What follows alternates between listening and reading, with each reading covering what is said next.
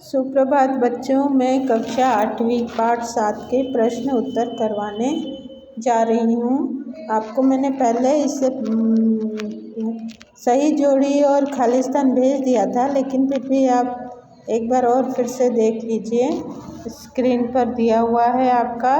सूरज हमें रोशनी देता, तारे शीतलता बरसाते और बिन अभिमान पेड़ देते हैं बीज फूल और ठंडी छाया।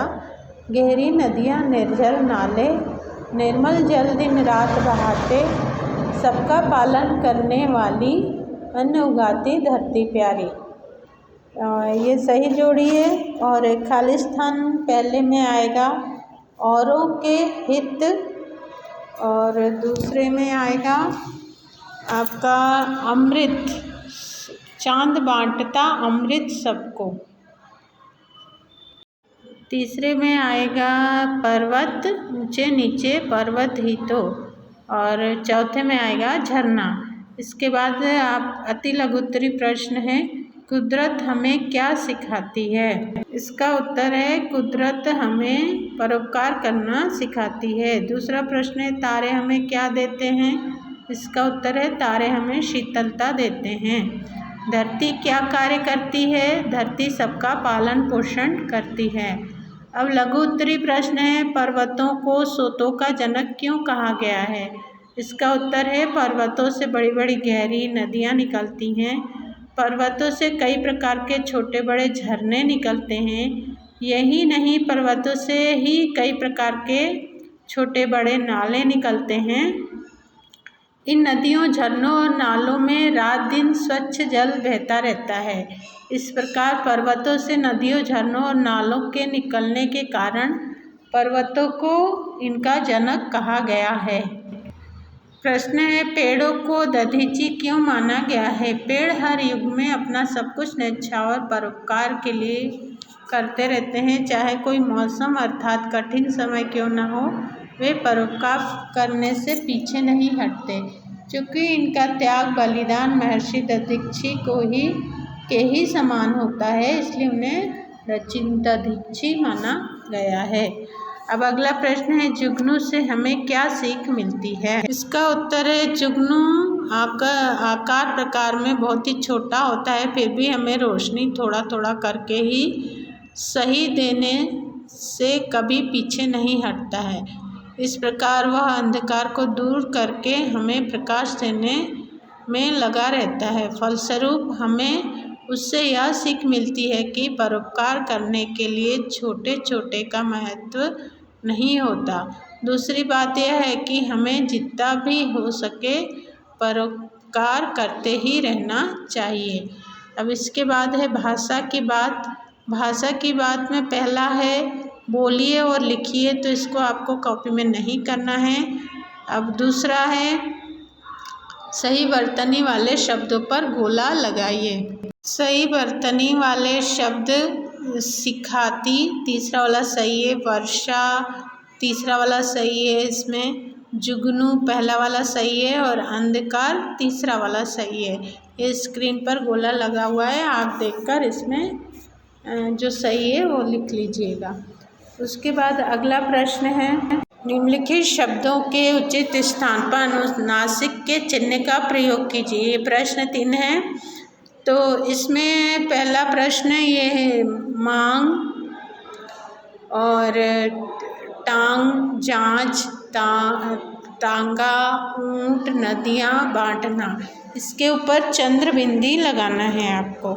ये स्क्रीन पे दिया हुआ है। प्रश्न 3 के नीचे दिया है, उसमें सब में चंद्र बिंदी लगाना है। और कहाँ चंद्र बिंदी लगाना है ये आपको स्क्रीन पर दिखाया गया है। अब आप प्रश्न 4 देखिए। कोष्ठक में दिए गए शब्दों की आवृत्ति से शब्द बनाकर रिक्त स्थान की पूर्ति कीजिए। तो इसमें ये लिखा है आगे, तो इसमें रिक्त स्थान में लिखना है आगे आगे। और दूसरा आई गैया के आगे लिखना है पीछे पीछे आई गैया। उसके बाद हरी हरी हरी लो घास खिलाई और उसने वह खाई, और इसमें है खुशी, तो खुशी खुशी उसने वह खाई। इन जो पीछे शब्द दिए हुए हैं कोष्टक में, उसको 2-2 बार लिखना है और उसमें डैश लगाना है। एक बार लिखना है, फिर डैश लगाना है, फिर दूसरी बार लिखना है। तो इस तरह से इसको करना है। इसके बाद इसमें निम्नलिखित शब्दों के विपरीतार्थी शब्द लिखिए। तो इसमें विलोम शब्द लिखना है सबके। तो इसमें जैसे अनुज दिया है, तो इसमें अग्रज शब्द दिया है पहला, तो अग्रज का विलोम शब्द होगा अनुज। उसके बाद सुगंध दूसरा शब्द है, सुगंध का विलोम शब्द दुर्गंध। उसके बाद आदि तीसरा शब्द है आदि, तो इसका विलोम शब्द है अंत। उसके बाद आदान का विलोम शब्द प्रदान। इसके बाद आपको इसमें निम्नलिखित शब्दों में अभी उपसर्ग लगाकर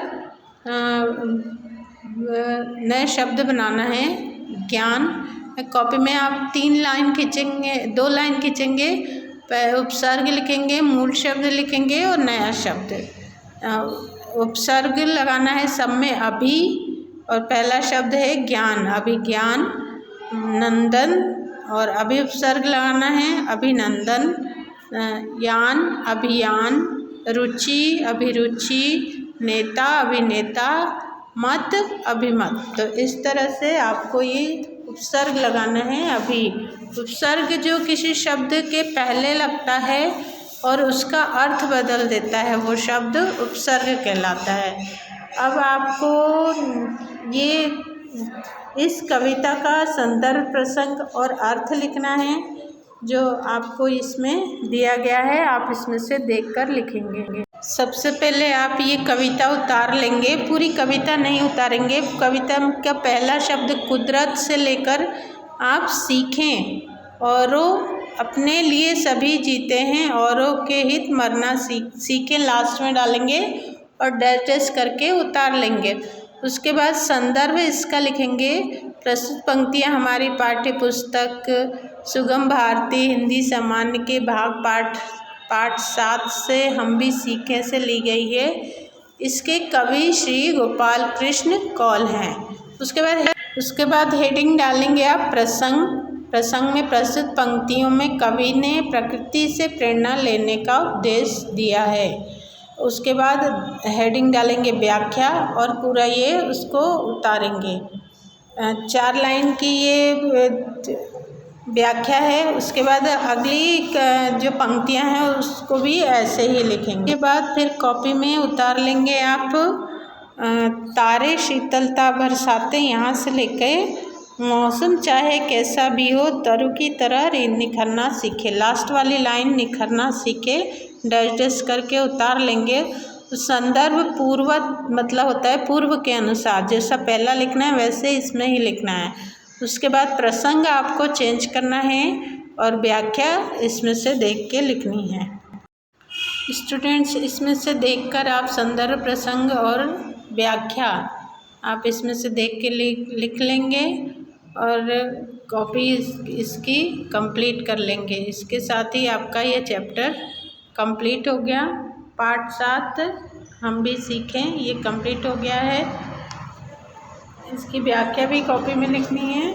इसके बाद अगले वीडियो में अगला लेसन आपको करवाएंगे पाठ 8।